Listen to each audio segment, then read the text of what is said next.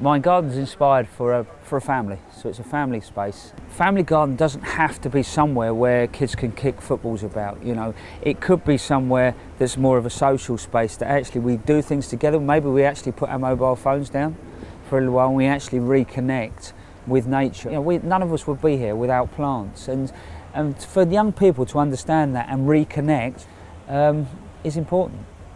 The Sowing the Seeds of Change ultimately is that we're bringing an idea of gardening to Chelsea. You know, this is a way of gardening ultimately.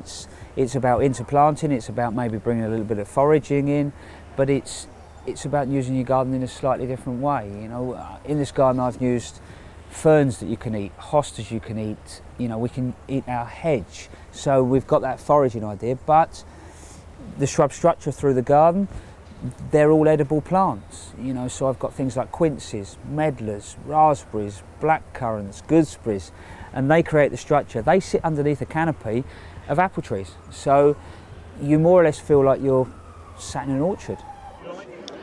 I love the way that he's mixed flowers with shrubs and vegetables. So he's got lots of edible things in there which you don't notice straight away. So when you look, you just see a beautiful garden. Then you look closer and you think, hang on a minute, that's cabbage and that's fennel and there's mint.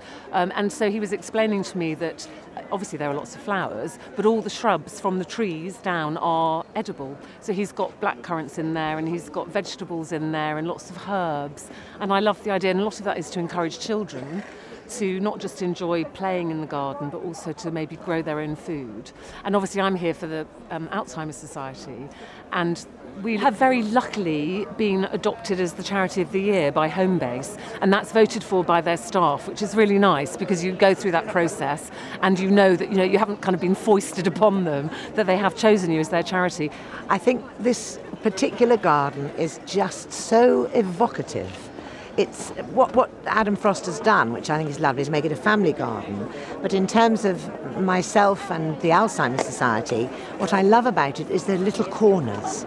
And it's got a whole wildlife feel to it, you know, the beehive and the water and all the shrubs, Adam was telling me, are edible, which is, again, something close to my heart, because I, as a farmer's daughter, I have this thing that lots of young people now, especially in cities, don't get introduced enough to wildlife, to nature. It's so important, and certainly for Alzheimer's, flowers, perfumes, scents, touch, feel, these are all vital to people who are suffering with dementia because they bring back very vivid memories. I thought was absolutely stunning. How original. Adam has done wonders. It is an edible garden, and there's everything there, from raspberries, gooseberries, corn on the cob, herbs, hops. It's such a clever idea, and you could do it in a small, so many people will be copying it in a small garden, so you don't just need flowers, you can combine flowers and vegetables and edible things. I think the thing about this garden and its beauty is that it's peaceful, it's tranquil, it reminds you of the countryside, it almost reminds you of when you're a child, how you would imagine a garden to be, and it's a garden right here in this great big city, so I think it has tremendous beauty.